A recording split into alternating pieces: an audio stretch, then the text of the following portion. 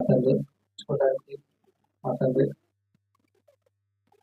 మిమ్మల్ని మహింపరచడానికి ఆ దినము సమీపించిన కొద్ది మరి ఎక్కువగా ఆరాధించడానికి మీరు చేతులు కుటుంబం పెట్టిన స్థితిలో సమర్పించుకుంటున్నాం మా తండ్రి. వాక్య పరిశీలనకు వెళ్తుండగా ఏ వాక్యం అయితే మా తండ్రి మమ్మల్ని నిత్య జీవాన్ని నడిపిస్తుందో, ఏ వాక్యం అయితే మా తండ్రి మమ్మల్ని సరి చేసుకోవడానికి, లోపాలు సరి చేసుకోవడానికి, దిద్దుబాట్లు ప్రయోగించడానికి మా తండ్రి మా హృదయ కాఠిన్యాన్ని తొలగించుకోవడానికి అవకాశం ఉంటుంది. ఆ వాక్యం ద్వారా మాకు స్థిరపరచండి మా తండ్రి. మేము గర్విష్ఠులు కాకుండా మా తండ్రి చెప్పబడుతున్న వాక్యాన్ని మా తండ్రి మా హృదయాల్లో మా మనసులో ఉంచుకొని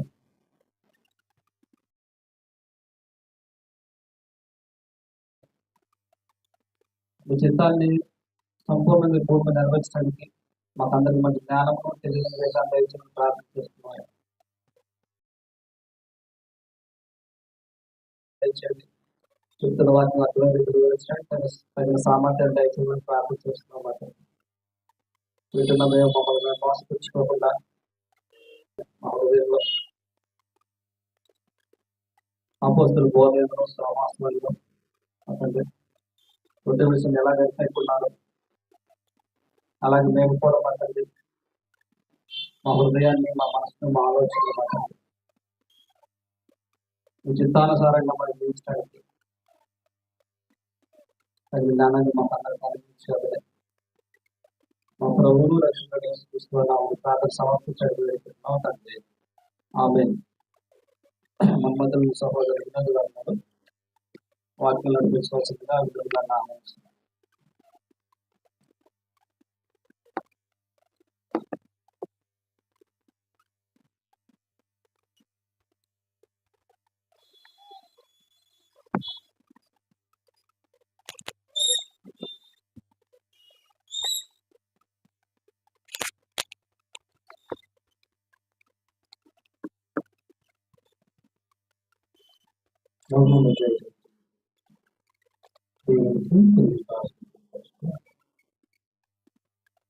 పరిశుద్ధుడిగా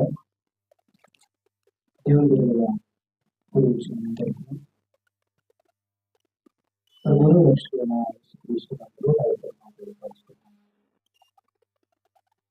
మహాదేవుడు మహిమోన్నతుడు సర్వాధికారం గణేశుడు నూతన పుష్పమైన మనందరినీ సజీవులకు పెంచుకొని తన ఉన్నతమైనటువంటి ఆ యొక్క తీర్పులకు తగిన వారంలో ఉండాలని ఆయన కోరుకుంటూ మనం ఇలా ఉన్నామంటే, ఉనికి కలిగి ఉన్నామంటే, శరణు కలిగి ఉన్నామంటే ఆయన ఉచితమైన కృప కాపుదలని గుర్తున్నాము. ఈ యొక్క దినాన నేను కొన్ని మాటలు దేవుడు నాకు ఇచ్చినటువంటి ఒక అవకాశాన్ని బట్టి దేవుడికి కొన్ని దాసులు తెలియపరుస్తూ నేను ఒకసారి తెలియపరుస్తున్నాను. మహాదేవుడు మనం ఏర్పరచుకున్న విధానం బట్టి ఆయన క్రీస్తులు మనకు చూపినటువంటి ప్రేమను బట్టి మనము ఆయన ఎంతగానో స్తుతులు చెల్లించబడుతున్నాం. ఈ దినాన్ని చెప్పదలుచుకున్నటువంటి అంశం ఏంటంటే ఫిలిప్పీయులకు రాసిన పత్రిక 2వ అధ్యాయము 5వ వచనం గమనించినప్పుడు ఫిలిప్పీయులకు రాసిన పత్రిక 2వ అధ్యాయము 5వ వచనం పరిశీలించినప్పుడు అపోస్తలుడైనటువంటి పౌలు గారు ఫిలిప్పీయులకు సంఘానికి రాస్తూ పత్రిక రాస్తూ ఇలాగా మనకు చెప్పడం జరుగుతుంది. ఎందుకంటే ముందుగా పరిశీలన చేసినట్లయితే కొరింథీ సంఘంలో ఉన్నటువంటి వారి గురించి కొన్ని లోపాలను చూస్తూ అదే రీతిగా మరి ఇక్కడ ఉన్నటువంటి పరిస్థితులను బట్టి ఫిలిప్పీ సంఘానికి ఆయన లేఖ రాస్తూ మీరు ఉన్నటువంటి పరిస్థితి వాళ్ళు ఫిలిప్పీ సంఘస్థులు పౌలు గారికి ఎంతగానో రుణపడి ఉన్నటువంటి పరిస్థితి మనం చూస్తున్నాం. ఆయన సంఘంలో ఉన్నటువంటి పరిస్థితుల్లో సహాయం చేసిందే కాకుండా వ్యక్తిగతంగా కూడా ఫిలిప్పీ సంఘస్థులు పౌలు గారికి ఎంతగానో అటువంటి పరిస్థితులలో మరి ఫిలిప్పీ సంఘానికి ఆయన లేఖ రాస్తూ ఆయన ఒక ఇదంతా బాగానే ఉంది, సంఘంలో చేయించిన పరిస్థితి పరిణామాలను ఆలోచన చేసి కొన్ని గలిబిలి జరిగిందని ప్రస్తావన చేస్తూ అక్కడ ముందుగా వస్తూ చెప్పబడిన మాట మనం పరిచయం చేసినట్లయితే అక్కడ ఫిలిప్పీ సంఘానికి రాస్తున్నట్టుగా మనం చూస్తున్నాం. ఇంకా మనం ముందుగా పరిశీలన చేసుకుంటూ వచ్చినట్లయితే 2వ అధ్యాయం మొదటి నుంచి మనము పరిశీలన చేసుకుంటూ వచ్చినట్లయితే, కావున క్రీస్తునందు ఏ హెచ్చరిక అయినను, ప్రేమ వలన ఆదరణ అయినను, ఆత్మయందు ఏ సహవాసమైనను, ఏ దయారసమైనను, వాచాల్యమైన ఉన్నడల మీరు ఏక మనస్కులగినట్లు ఏమన్నాడండి? మీరు ఏక మనస్కులగినట్లుగా ఏక ప్రేమ కలిగి, ఏక మనస్సు, ఏక ప్రేమ, ఏక భావము గలవారుగా ఉండి, ఏక మనస్సు కలిగి ఉండాలంటున్నాడు, ఏక ప్రేమ కలిగి ఉండాలంటున్నాడు, ఏక భావం కలిగి ఉండాలంటున్నాడు. అంటే ఒక ఫిలిప్పీ సంఘంలో ఉన్నటువంటి యొక్క గల్బిని ఆలోచన చేసినప్పుడు అపోస్తలుడైన పౌలు గారు అక్కడ వర్ణిస్తున్న విధానం చూసినట్లయితే అక్కడ కొదువైనటువంటి వాటి గురించి ఆయన ప్రస్తావన చేస్తున్నట్టుగా మనం చూసుకుంటున్నాం. మరి ప్రతి ఒక్కరం కూడా ఏక మనసు కలిగి, ఏక భావం కలిగి, ఏక ప్రేమ కలిగి ఉండాలి. ఈనాడు మనము కూడా చూసినట్లయితే ప్రతి పని చేయాలన్నా కానీ ప్రతి దాంట్లో కూడా ఏక మనసు కావాలి. ఒక కుటుంబ వ్యవస్థను చూసినప్పుడు ఆ కుటుంబంలో భార్యాభర్తలే కానీ, ఒక స్నేహితుల మధ్యలో కానీ ఏ పని చేసినా కానీ ఏక మనసుతో చేయాలి, లేకపోతే అక్కడ గలిబిలి ఏర్పడేటువంటి పరిస్థితి మనం చూసుకుంటున్నాం. కుటుంబ వ్యవస్థను చూసినప్పుడు ఆ మనుషులు కలవనప్పుడు వాళ్ళ మధ్య కోల్పోతున్నటువంటి పరిస్థితి చూస్తున్నాం. స్నేహితుల మధ్యలో కానీ, బంధువుల మధ్యలో కానీ, ప్రతి కుటుంబ వ్యవస్థలో కానీ మనం పరిశోధన చేసినప్పుడు ఆ ఏక మనస్సును, ఏక భావాన్ని, ఏక మరి ఆ ఏక అనేటువంటి ప్రేమను మనము కలిగి ఉండాలి. అలా వరించుకుంటూ పోతున్నప్పుడు ఒకదాని ఎందే మనస్సు ఉంచు నా సంతోషము సంపూర్ణము చేయడి, కక్ష చేతనైనను ఉదాసీయము చేతనైనను ఏమీ చేయక వినయమైన మనసు గలవారై. ఏంటండి వినయమైన మనస్సు? వినయము అంటే ఏంటండి? విధేయత, వినయము అంటే ఏంటి? ఏంటండి వినయం అంటే? విధేయత, తగ్గింపు స్వభావం. వినయము, విధేయత మనము పిల్లలకు కూడా నేర్పించాలండి. ఏం చేయాలి? పిల్లలకు కూడా నేర్పించాలి. మన దగ్గర ఉండాలి. ఆ విధేయతను మనము పిల్లలకు కూడా నేర్పించేటువంటి కార్యక్రమము చేపట్టాలి. ఆ యొక్క వినయము, విధేయతను మరి మనస్సు గలవారి ఒకరినప్పుడు తనకంటే యోగుడిని ఎంచుచు. మరి సంఘంలో కూడా ఏక మనసు, ఏక భావము, ఏక ప్రేమ లేకపోతే గలిబిలి ఏర్పడే పరిస్థితులు మనము చూస్తున్నాం. అంటే ఆనాడు ఫిలిప్పీ మరి సంఘస్థులకు కూడా అటువంటి పరిస్థితి వచ్చింది కనుక ఆయన వర్ణించుకుంటూ వస్తూ మీలో ప్రతివాడును తన సొంత కార్యంలో మాత్రమే కాక ఇతర కార్యంలో కూడా చూడవలని అని చెప్తూ, అంటే సంఘానికి అలా వర్ణించుకుంటూ వస్తూ ఆయన ఏం చెప్తున్నాడంటే, క్రీస్తు యేసునకు కలిగిన ఈ మనస్సులో, ఏ మనసు అండి? క్రీస్తు యేసునకు కలిగిన మనసు ఏంటి? ఆయన ఏ మనసు కలిగి ఉన్నాడు? ఎప్పుడైనా మనము ఆలోచన చేశామా?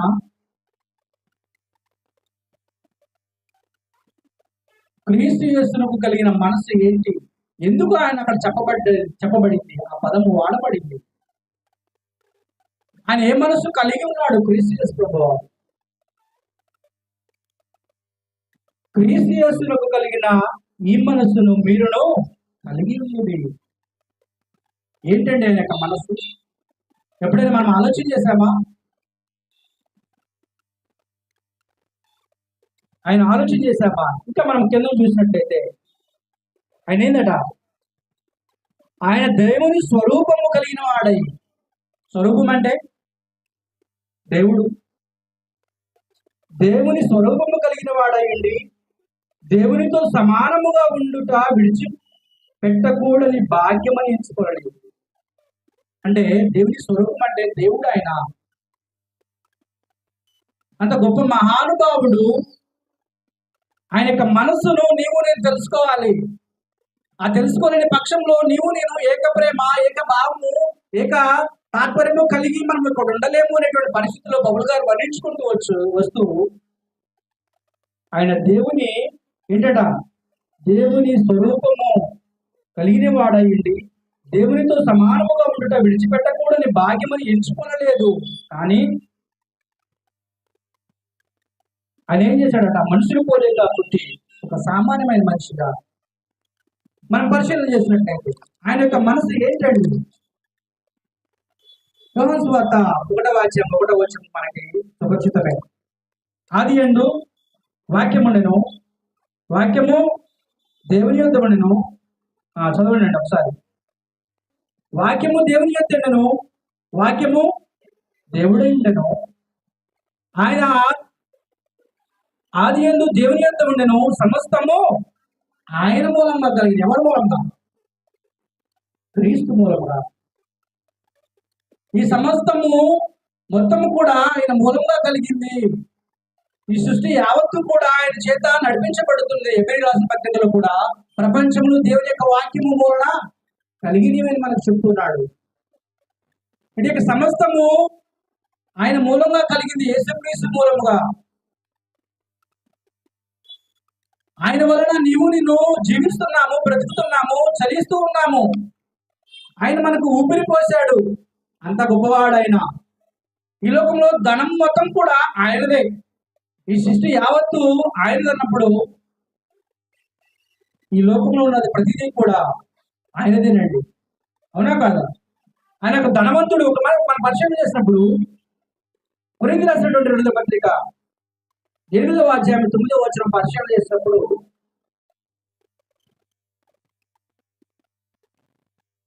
ఆయన కృపను నీవు నేను ఎదగాలని అంటున్నాడు. అక్కడ ఏమంటున్నాడంటే 8వ అధ్యాయం 9వ వచనం పరిచయం చేసినప్పుడు మీరు మన ప్రభు అయిన యేసుక్రీస్తు కృపను ఎరుగుదురు కదా. ఆయన ధనవంతుడై ఉండి ఏందట? ధనవంతుడు అంట. ధనవంతుడై ఉండి మీరు తన దారిద్ర్యములన ధనవంతులు కావాలండి. ఆయన ధనవంతుడు అంటండి. ఆయన ధనవంతుడై ఉండి ఎవరు ధనవంతులు కావాలని? మనము ధనవంతులము కావాలని. ఆయన ధనవంతుడు, దేవుని స్వరూపము కలిగిన వాడు, దేవుడై ఉండి అటు దేవుడైనటువంటి ఆయనకు మనము ధనవంతులు కావాలని కోరుకోవడం ఏంటండి? అంత గొప్ప మనసు ఆయన. ఆయన ధనవంతుడై ఉండి మనము ధనవంతులు కావాలని ఆయన నిమిత్తము దరిద్రుడుగా పోల్చుకున్నాడు. ఎంత తగ్గింపు స్వభావం, ఎంత విధేయతను కనపరుస్తున్నాడు. ఆయన ధనవంతుడు, ఆయనకి ఏం అవసరం లేదు. ఇంకా మనం చూసినట్లయితే యోహాను రాసినటువంటి సువార్త 17వ అధ్యాయం 5-6 వచనాలు చూసినట్లయితే యోహాను సువార్త 17వ అధ్యాయం 5-6 వచనాలు పరిశీలన చేసినప్పుడు తండ్రి లోకము పుట్టక మనకు నీ యొద్ద నాకు ఏ మహిమ ఉండేనో. అంటే మహిమ అంటే ఏంటండి? ఆయనకి జననము మరణముతో పని లేదు. ఆయనకి నీ యొద్ద నాకు ఏ మహిమ ఉండేనో ఆ మహిమతో నన్ను ఇప్పుడు నీ యొద్ద మహిమపరచును. అంటే ఆయనకి జననముతోని మరణముతోని పని లేదు. అయినప్పటికీ ఆయన నీవు లోకము నుండి నీవు నాకు అనుగ్రహించిన మనుషులకు నీ నామం ప్రత్యక్ష పరిస్థితిని వారు నీ వారయుండి నీవు వారిని నాకు గ్రహించింది, వారు నీ వాక్యము గైకొని అన్నారు. ఆయన మహిమ గొప్పవాడు. ఎవరండి? యేసుక్రీస్తు ప్రభువు. దేవుని స్వరూపి దేవుడై ఉండి, ఒక ధనవంతుడై ఉండి, జననం మరణముతో పని లేకుండా ఉన్నటువంటి వ్యక్తి ఒక మధ్య ఆసియాలో ఉన్నటువంటి పరిస్థితుల్లో బెత్లెహేమ్ అనేటువంటి ఒక కురు గ్రామంలో, ఎక్కడండి? బెత్లెహేమ్ అనే ఒక గ్రామంలో ఒక చిన్న కుటుంబంలో వడ్రంగిగా యేసేపు మరియలకు, చిన్న వడ్రంగి అంటే పని చేసుకునేటువంటి ఒక వ్యక్తి కుటుంబంలో ఒక మరియా కన్యకలో గురుపు దాల్చుకున్నటువంటి గొప్ప వ్యక్తిగా ఎంత తగ్గించుకున్నాడు. ఆయన పెరిగినటువంటి పరిస్థితి నజరేతు అనేటువంటి ఒక గ్రామము, అది పెద్దది ఏమి కాదు, వర్ణించబడింది కాదని. అది చిన్న గ్రామము, దానికి పేరు లేదు. ఓ ఈ నజరేతు వాడా అని ఆనాడు హెచ్చరికగా, అంటే అనాలోచితంగా ఆలోచన చేసి ఆయన్ని హేళన చేశారు. ఓహో, అప్పుడు ఆయన సూచక్రియలు చేస్తున్నటువంటి పరిస్థితులలో ఈ నజరేతు నుంచి వచ్చిన వాడా అంటే ఆ నజరేతుకు అంత పేరు లేదు. ఆ బెత్లెహేమ్ అంటే చిన్న గ్రామంలో ఒక వడ్రంగి కుటుంబంలో ఒక మరియా తను ఎంతగా ఎంత తగ్గించుకున్నాడు ఆయన, ఎంత తగ్గించుకున్నాడు. మనమైతే ఎంత తగ్గించుకున్నాడు. ఆయన దేవుడైంది, ధనవంతుడైంది, దరిద్రుడిగా ఆలోచించుకున్నాడు. ఆయన మహిమ మరణానికి జననానికి తావు లేకుండా తండ్రి దగ్గర సంతోషపడేటువంటి యొక్క సంతోషాన్ని కాదనుకొని నిన్ను నన్ను కాపాడాలని చెప్పి మరి ఆసియాలో ఒక చిన్న ఆయన ఒక చిన్న వడ్రంగి కుటుంబంలో జన్మించి నీకు నాకు ఎంతగా ఆయన తగ్గించుకున్నాడు. తగ్గించుకోలే నీ నా కోసమే, నేను ధనవంతుడు కావాలని, నిత్య జీవం పొందుకోవాలని దాని నుంచి విడిచిపెట్టి ఆయన ఒక దరిద్రుడుగా, నిందారహితుడుగా, ఏమీ తెలియనటువంటి వాడిగా, పక్షపాతిగా ఆయన నీ కోసం నా కోసం ప్రాణాలు పెట్టాడు. అంతటి గొప్ప మనసు ఉన్నటువంటి కొలసి రాసినటువంటి పత్రిక 1వ అధ్యాయం 15-16 చూసినప్పుడు ఆయన అదృశ్య దేవుని స్వరూపి అయి ఉండి సర్వ సృష్టికి ఆది సంభూతుడై ఉన్నాడు. ఆయన అదృశ్య దేవుని స్వరూపి అయి ఉండి సర్వ సృష్టికి ఆది సంభూతుడై ఉన్నాడు. ఆయన ఎలైనగా ఆకాశమందున్నవి భూమి అందున్నవి, దృశ్యమైనవి గాని అదృశ్యమైనవి గాని, అవి సింహాసనములైన ప్రభుత్వములైన ఆయన సృష్టించబడిన స్వరములు ఆయన ద్వారాను ఆయన బట్టి సృష్టించబడ్డాయి. అంత గొప్ప మనిషి, అంత గొప్ప వ్యక్తి ఆయన తను తగ్గించుకొని ఇక్కడికి వచ్చినప్పుడు నీవు నేను ఎంతవరకు ఆయన విషయంలో ఆయన మాట వింటున్నాం, ఆయన మాటకు విలువనిస్తున్నాం, ఆయన మాటకు ఎంతవరకు కట్టుబడి ఈ లోకంలో జీవిస్తున్నా. ఆయన మనసును నిన్ను గ్రహించాలి.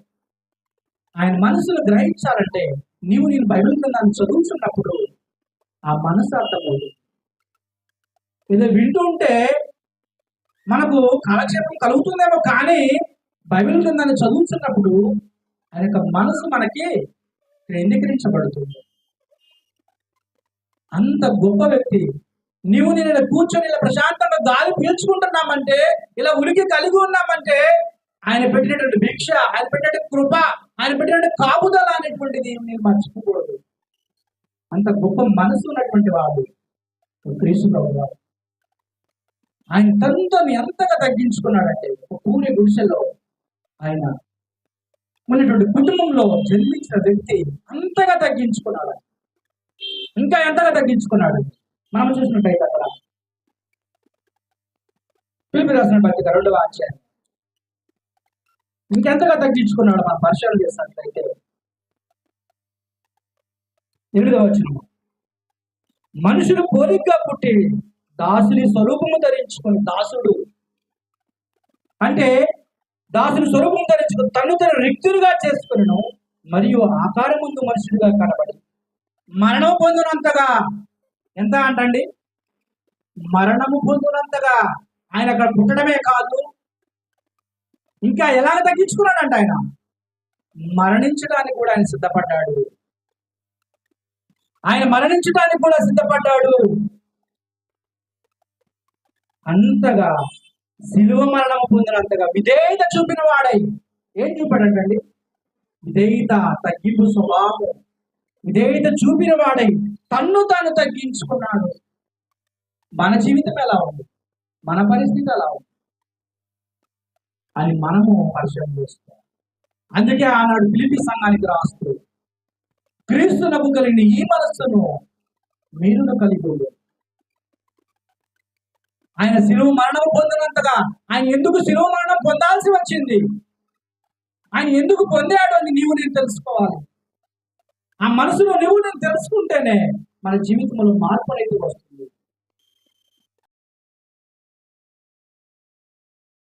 యోహాను రాసినట్టు సువార్త 3వ అధ్యాయం, శిలువ మరణం పొందాడు. ఆయన మరణం పొందినంతగా తను తగ్గించుకున్నాడు. ఎందుకు పొందవలసి వచ్చింది ఆయన శిలువ మరణం? ఒకసారి మనం పరిశీలన చేస్తాం. యోహాను సువార్త 3వ అధ్యాయం 14-15 వచనాలు మనం పరిశీలన చేస్తాం.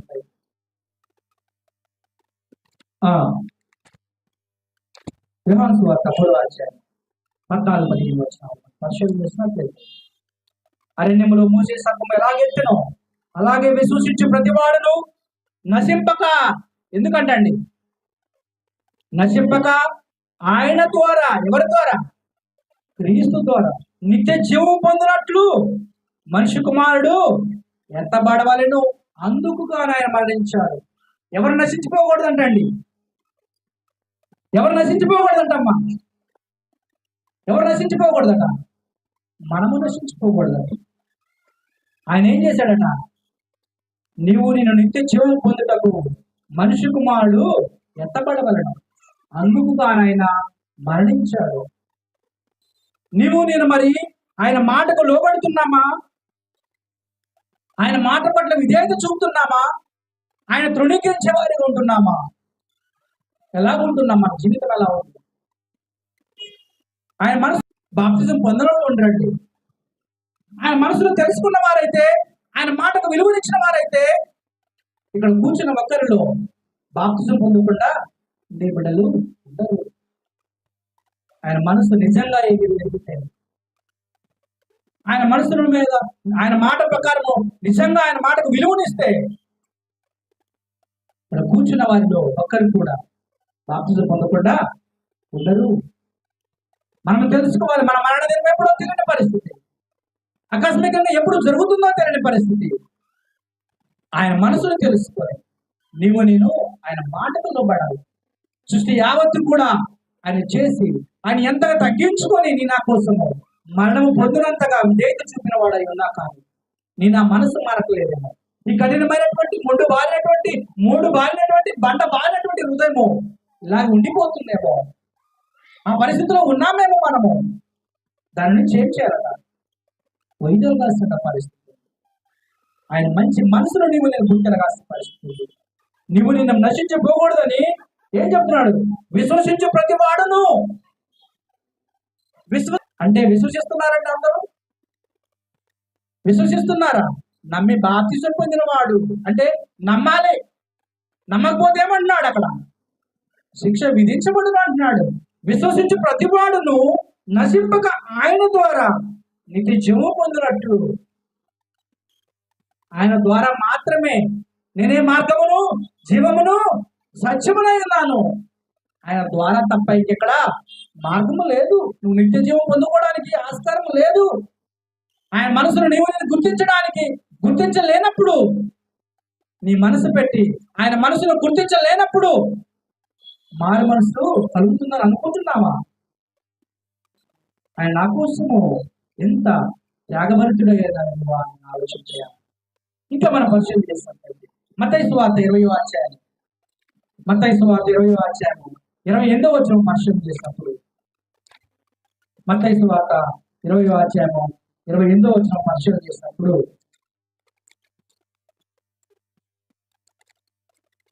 ఏమన్నాడు అక్కడ? మనిషి కుమారుడు పరిచారము చేయించుకున్నటకు రాలేదు కానీ పరిచారము చేయుటకు అనేకులకు ప్రతిగా విమోచన క్రయధనముగా తన ప్రాణమునిచ్చుటకు వచ్చిందని చెప్పారు. అనేకులు క్రయధనముగా తన ప్రాణము ఇచ్చుటకు, నిన్ను ధనవంతులుగా చేయించడానికి ఆయన వచ్చాడు. ప్రాణం పెట్టడానికి ఆయన వచ్చాడు. అట్టి పరిస్థితిలో ఉన్నా కానీ, తన ప్రాణం పెట్టినా కానీ, నీ మనసు నా మనసు ఆయన మనసును అర్థం చేసుకోలేనటువంటి దౌర్భాగ్యమైన పరిస్థితిలో మనం ఉన్నామేమో. ఆయన మనసును గుర్తిరగకుండా ఆయన మాటకు తునీకరించే బిడ్డలుగా ఉంటున్నామేమో. ఎట్టి పరిస్థితిలో ఉన్నామో మనము ఏం చేయాలట? పరిశీలన చేసుకోవాలి. క్రీస్తునకు కలిగిన ఆ యొక్క మంచి మనసును నేను కలిగి ఉండాలి. ఈనాడు స్థానిక సంఘాలు పరిశీలన చేస్తున్నప్పుడు ఏక భావము, ఏక తాత్పర్యము, ఏక ప్రేమ కలిగి ఉండేటువంటి పరిస్థితుల్లో ఆయన మనసును గుర్తిరగగానే ఏం జరుగుతుందండి? ఈ భేదాలు వస్తున్నాయి. కక్షల చేత, ఈ భేదాలతో, అసూయ దేశాల చేత, స్వార్థపూరితమైన జీవితంతో ఈనాడు స్థానిక సంఘాలు ఉన్నాయంటంలో తప్పు లేకుండా పోతుంది. మరి మన జీవితంలో ఆయన మనసును తెలిగి గుర్తెరిగి మనము ఆయన మనసును తెలుసుకొని ముందుకు వెళ్ళే పరిస్థితి మనం చూస్తున్నాం. ఫిలిప్పీ రాసిన పత్రిక 2వ అధ్యాయంలోనే మనం పరిశీలన చేసినప్పుడు 9వ వచనం మనం పరిశీలన చేసినప్పుడు, అందుచేతను పరలోకమున్న వారిలో కానీ, భూమి మీద ఉన్న వారిలో కానీ, భూమి కింద వారిలో కానీ ప్రతి వాని మోకాలను యేసునామమున వంగనట్లు, ప్రతి వారి నాలుగు తండ్రి అయిన దేవుని మహిమార్థమై ఆయనను అధికముగా హెచ్చించి, ఆయన ఎంత అధికముగా తగ్గించుకున్నాడో ఏం చేశాడంట దేవుడు? అంత అధికముగా ఆయన హెచ్చించాడండి. ప్రతి నామములకు పైనామం ఆయనకు అనుగ్రహించాడు. ఆయన ఎంతగా తను తగ్గించుకున్నాడో, మరణము పొందినంతగా అంతగా ఆయన హెచ్చించబడి ఉన్నాడు. తండ్రి కుడి పార్శ్వమున ఆయన ఉన్నాడు. నీవు నేను రక్షించబడాలని అంతగా తగ్గించుకొని, మరి ఎబ్రిల్ రాసిన పత్రిక 9వ అధ్యాయం, ఎబ్రిల్ రాసిన పత్రిక 9వ అధ్యాయం, ఎబ్రిల్ రాసిన పత్రిక 9వ అధ్యాయం 28వ వచనం పరిశీలన చేసినప్పుడు,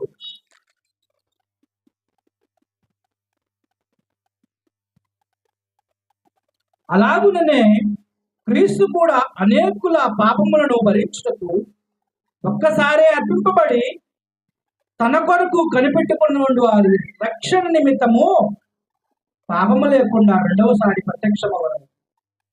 ఎందుకంటండి? తన కొరకు కనిపెట్టుకుని వారి రక్షణ నిమిత్తము పాపము లేకుండా రెండవసారి ప్రత్యక్షమగును. మరి అనేకుల పాపము భరించడానికి ఒక్కసారి అర్పింపబడ్డాడు ఆయన. ఎందుకండి? మన యొక్క అపరాధముల నిమిత్తము ఆయన అందరి పాపముల కొరకై ఒక్కసారి నీ నా కొరకు కల్వరికి లేకపోయాడు. ఆయన మనసును నీవు నేను తెలుసుకోకుండా ఆయన ధృవీకరించే బిడ్డలుగా ఉంటున్నామేమో. ఎబ్రిల్ రాసిన పత్రిక, క్షమించండి, రోమిలికి రాసిన పత్రిక 6వ అధ్యాయం 10వ వచనం పరిశీలన చేసినట్లయితే, రోమిలికి రాసిన పత్రిక 6వ అధ్యాయం, రోమిలికి రాసిన పత్రిక 6వ అధ్యాయము 10వ వచనం పరిశీలన చేసినప్పుడు,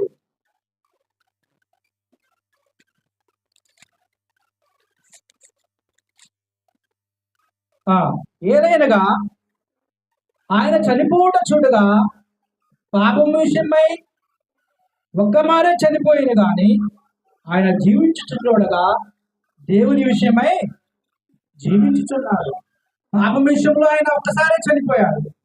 దేవుని విషయంలో మాత్రం ఆయన యుగాలు జీవించేటువంటి దేవుడు అయినాడు. వర్తమాన భవిష్యత్ భూతకాలంలో ఆయన జీవించేటువంటి గొప్ప దేవుడు అయినాడు.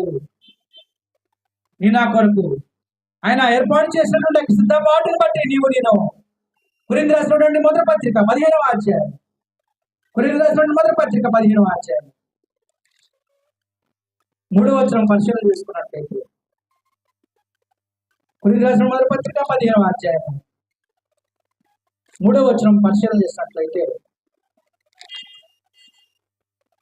నాకీబడిన ఉపదేశమును మొదట మీకు అప్పగించుతని, అదేమనగా లేఖనము ప్రకారము క్రీస్తు మన పాపం నిమిత్తం మృతి పొందెను, సమాధి లేఖనములు తండ్రి అయిన దేవుడు ఏ రీతిగా అయితే ఆయన యొక్క జననము అనాది కాలంలోనే నీ నా కొరకు చనిపోవాలని ఆయన రాశాడు. లేఖనముల ప్రకారము చనిపోయాడు, లేఖనముల ప్రకారం ఆయన 3వ దినాన లేపబడ్డాడు.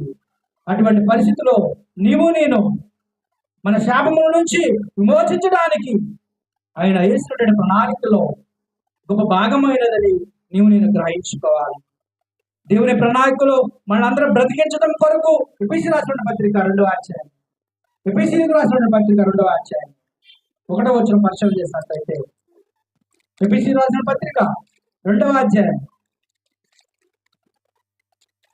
1వ వచనం పరిశీలన చేసినప్పుడు, మీ అపరాధముల చేతను పాపముల చేతను మీరు చచ్చిన వారై ఉండగా ఆయన మిమ్మను క్రీస్తుతో కూడా బ్రతికించడం. మనం ఏం చేస్తున్నామంట? అపరాధముల చేతను పాపముల చేతను మీరు చచ్చిన వారై ఉండగా, అంటే ఇప్పుడు ఏమై ఉన్నామండి? మనం ఏమై ఉన్నాము? బ్రతికినను చనిపోయిన వారమై ఉన్నాము. మళ్ళీ బ్రతకాలంటే ఏం చేయాలండి? ఏం చేయాలి? మనము చచ్చిన వారమాట, బ్రతికినను చనిపోయిన వారము. అంటే మళ్ళీ బ్రతకాలంటే ఏం చేయాలి? నూతన జన్మ పొందాలి, క్రీస్తులో మనం బ్రతకాలి. ఏం చేయాలట? క్రీస్తులో మనం బ్రతకాలి నూతన జన్మ ద్వారా. మీ అపరాధముల చేతను పాపముల చేతను మీరు చచ్చిన వారు. అటువంటి రీతిలో మనము ఒక చచ్చిన వారుగా ఉంటున్నాము. మళ్ళీ పునర్జన్మ పొందాలంటే క్రీస్తుని మనం ఏం చేయాలట? నమ్మి బాప్తిసం పొందుకోవాలి. ఆయన మనసును తెలుసుకొని నీవు నేను ఈ ఆత్మ గురించి ఆలోచించేయాలి. ఏనాడు వెళ్ళిపోతుందో ఈ ఆత్మ తెలియని పరిస్థితి. నేను జనాలు చూసినప్పుడు ప్రతిరోజు ఏదో కొట్టమని మనం చూస్తూనే ఉన్నాం. మా సహోదరుడు మరి ఫ్రెండ్ విషయంలో మన నాన్నగారు హార్ట్ అటాక్తో చనిపోయినటువంటి పరిస్థితి. హాస్పిటల్కి వెళ్ళేటువంటి మార్గ మధ్యంలో బాగానే ఉన్నాడు. హాస్పిటల్కి వెళ్ళిన తర్వాత డాక్టర్ ట్రీట్మెంట్ స్టార్ట్ చేశాడు. ఆయనతో కూడా మాట్లాడాడంట. మాట్లాడుతూ పెయిన్ ఎక్కువైపోయింది. ఏమైపోయిందంటే ప్రాణం పోయింది.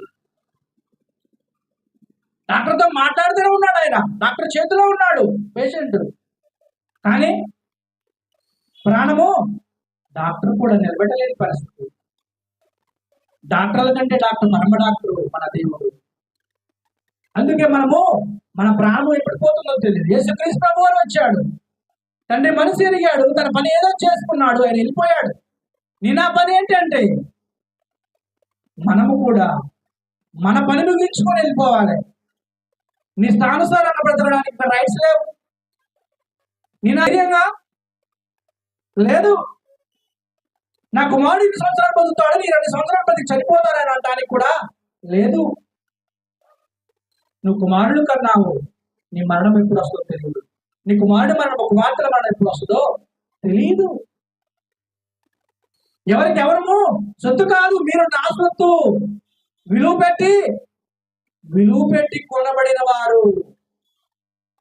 ఏ విలువ పెట్టి కొన్నాడండి ఆయన? మరణము.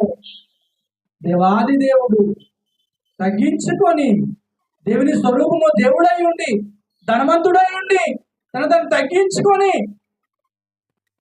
ఒక ఊరి కుటుంబంలో జన్మించి విలువ పెట్టి కొన్నాడండి.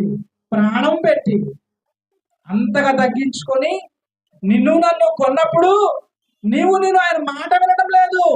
నువ్వు నమ్మావా? తస్మాస్ జాగ్రత్త, రక్షించబడతావు. లేకపోతే అగ్నిగుండము నన్ను కాల్చివేయడానికి సిద్ధపరిచి ఉంచాడు ఆయన.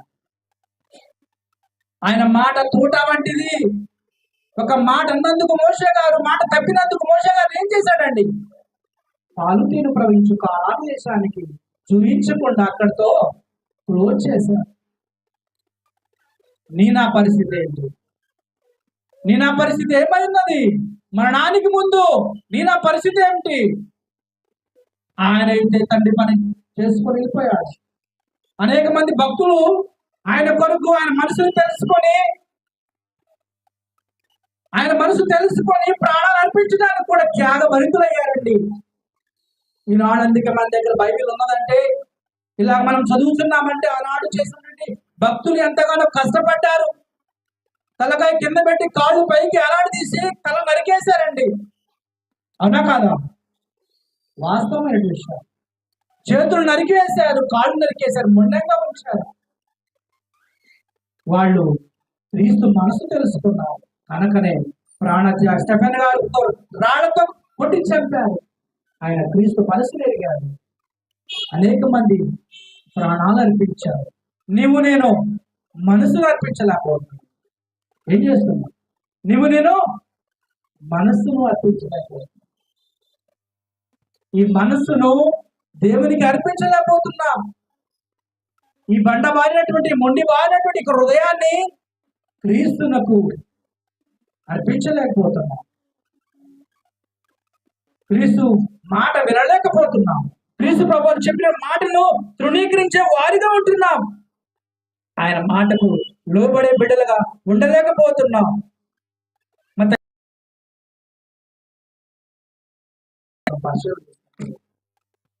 మత్తయి సువార్త 11వ అధ్యాయం 6వ వచనం పరిశీలన చేస్తున్నప్పుడు,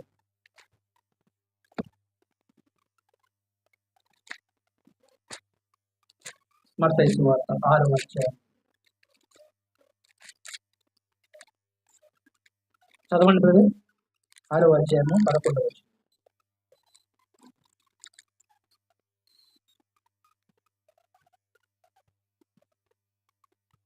11వ అధ్యాయం 6వ వచనం. క్షమించండి. మత్తయి సువార్త 11వ అధ్యాయం